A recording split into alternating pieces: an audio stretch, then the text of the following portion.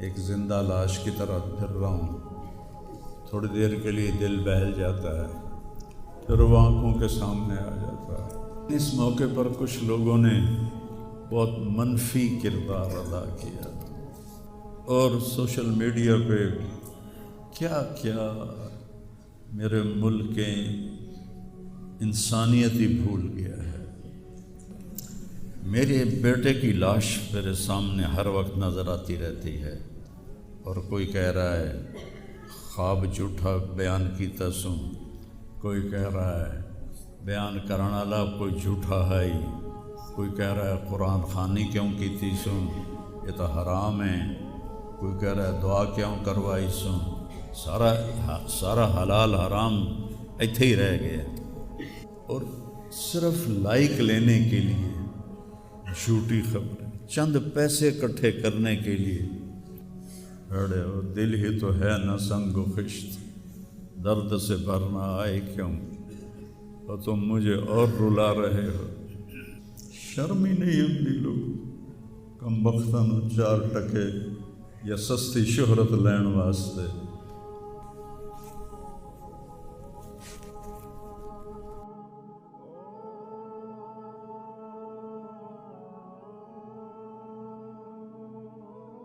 شکر ہے بہت لوگوں نے تعزیت کی، لیکن اس موقع پر کچھ لوگوں نے بہت منفی کردار ادا کیا۔ میں ایک جوان بیٹے کی میت اٹھا رہا ہوں اور اس کو قبر میں اتار رہا ہوں، اور سوشل میڈیا پہ کیا کیا میرے ملک کے انسانیت ہی بھول گیا ہے۔ اسلام کو پتہ نہیں کیا بنا دیا ہے۔ اسلام تو آتا ہے جب نبی کی زندگی سامنے ہوتی ہے، تو کوئی خوابوں پہ تبصرے کر رہا ہے، اور کوئی میرے اوپر تنقید کر رہا ہے، کوئی میرے بیٹے کو کہہ رہا ہے مولوی کے بیٹے نے خودکشی کر لی، تو بتاؤ میرے اوپر کیا گزری ہوگی اس سے۔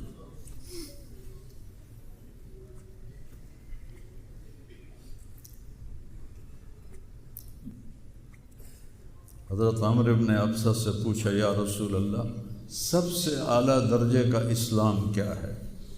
ایک گل غور نال سنیں، سب سے اعلیٰ درجے کا اسلام کیا ہے؟ آپ نے فرمایا من سلم المسلمون من لسانہ و یدہ، جو کسی کو اپنی زبان اور ہاتھ سے تکلیف نہ پہنچائے وہ سب سے اعلیٰ درجے کا مسلمان۔ اب یہاں حال یہ ہے کہ دنیا دار ہوں، دین دار ہوں، علماء ہوں، ان کی زبانوں سے الفاظ نہیں نکلتے، ان کی زبانوں سے آگ نکلتی ہے، ان کی زبانیں آگ برساتی ہیں۔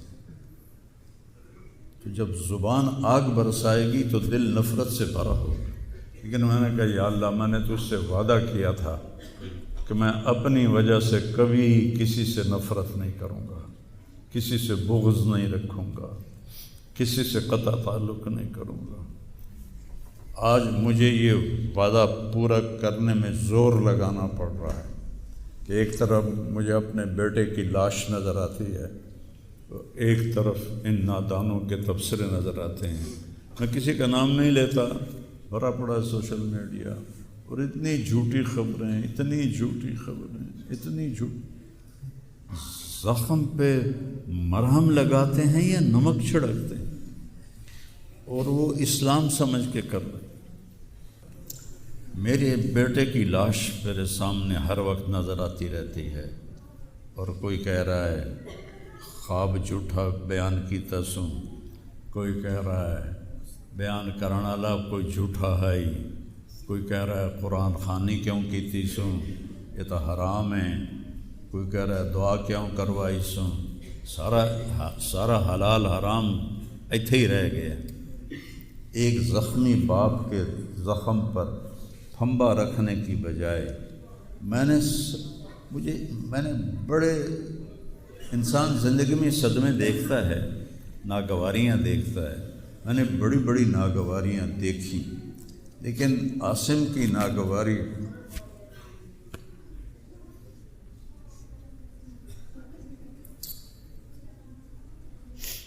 عاصم لا انساک ما ذر شارق وما ناہ عمر الحمام المطوقہ عاصم قلبی کل یوم ولیلۃ الیک بما تخفی النفوس معلقہ۔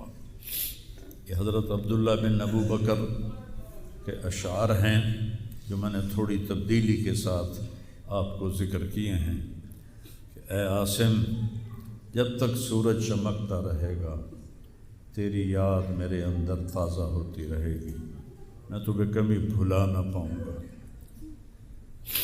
اے عاصم، دن ہو یا رات ہو تیری یادوں سے میرا بسیرا ہو رہا ہے، میرا دل تجھ میں دن میں بھی اٹکا ہوا ہے، رات کو بھی اٹکا ہوا ہے۔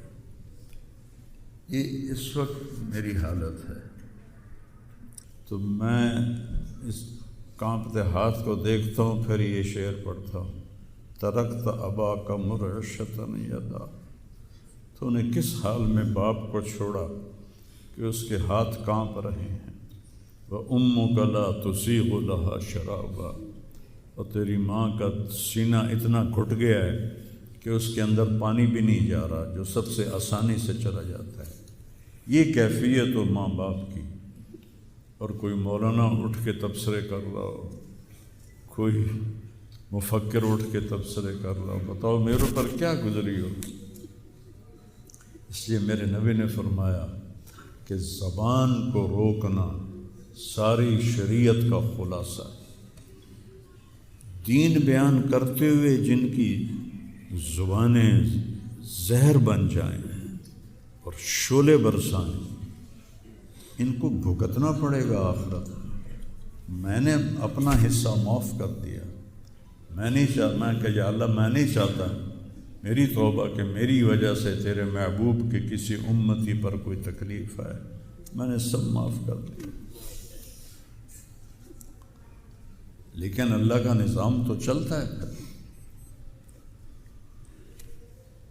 اور صرف لائک لینے کے لیے جھوٹی خبریں، چند پیسے اکٹھے کرنے کے لیے، وہ یہ نہیں جانتے کہ ایک باپ کا زخمی جگر اور کتنے زخم گہرے ہو جائیں گے تمہارے چند پیسوں کے لالچ، اور کرنے کو کوئی باتیں ہیں نہیں، اور جو اس قسم کی واہیات بولتا ہے اس کو لوگ سنتے بہت، کوئی مثبت بات کرتا ہے تو اس کو سنتا کوئی نہیں۔ میں نے اپنا دکھ آپ کے ساتھ شیئر کیا ہے، اور آپ کو نصیحت کرتا ہوں اپنی زبان کی حفاظت کریں۔ میرے نبی نے کبھی ممبر پہ کھڑے ہو کر کسی کو برا بھلا نہیں کہا، عبداللہ بن ابی کو بھی برا بھلا نہیں کہا، مجلس میں بیٹھ کر کسی کو برا نہیں کہا، اور تو یہ کرتا ہے، مرتے دم تک آپ نے یہ کسی کو نہیں کہا۔ کسی کی کمی بھی دیکھی تو نظریں جھکا لی، اس کی کمی کو اچھالا نہیں۔ ہمارے ہاں، ہمارے خطیبوں کے ہاں یہ دین بن چکا ہے کہ ان کے سامنے میرے نبی کی سیرت نہیں ہے، تو میں آپ کے سامنے ہاتھ جوڑتا ہوں، ویسے بھی کسی کو اپنی زبان سے دکھ نہ دیا کرو۔ چہ جائے کہ ایک جوان بیٹے کی موت کا غم لیے ایک زندہ لاش پھر رہی ہو، اور اس کو پتھر مارے جائیں، اور اس پر اپنے غصے کو نکالا جائے، بڑے دکھ کی بات ہے بھائی، بڑے درد کی بات۔ یہ ہماری قوم کی گراوٹ کی انتہا ہے، گراوٹ کی میں تو اس وقت پاگل تھا، جہاں سے مجھے کسی نے جھوٹا خواب بھی سنایا تو میں نے تسلی لی کہ شکر ہے میرا بیٹا، جوان بیٹے کو اللہ نہ تنوں اٹھاون دے ویلا وکھاوے، اللہ تنوں اٹھاون دا ویلا نہ وکھاوے۔ تو جو تار سے نکلی ہے وہ تم سب نے سنی ہے، جو ساز پہ بیت گزری ہے وہ کس دل کو پتہ ہے۔ یہ تو وہی جانتا ہے جس پہ یہ صدمہ گزرتا ہے، وہی جانتا ہے جس کا جگر ٹوٹے ٹوٹے ہوتا ہے۔ اوروں کو کیا پتہ کہ اولاد، جوان اولاد کا، اور میرا بچہ یہ اتنا نیک تھا، کبھی غیبت نہیں کرتا تھا، کبھی غیبت نہیں کرتا، کسی سے نفرت نہیں کرتا تھا، کسی کی غیبت کرنے نہیں دیتا تھا، کسی کی برائی کرنے نہیں دیتا تھا۔ یعنی اس کی آپ بات سنو کہ یا اللہ جن جن لوگوں نے پاکستان کو لوٹا ہے اس میں جتنا میرا حصہ لوٹا ہے میں نے سب کو معاف کیا۔ ایسے اخلاق والا بچہ میرا مر جائے اور مجھ پر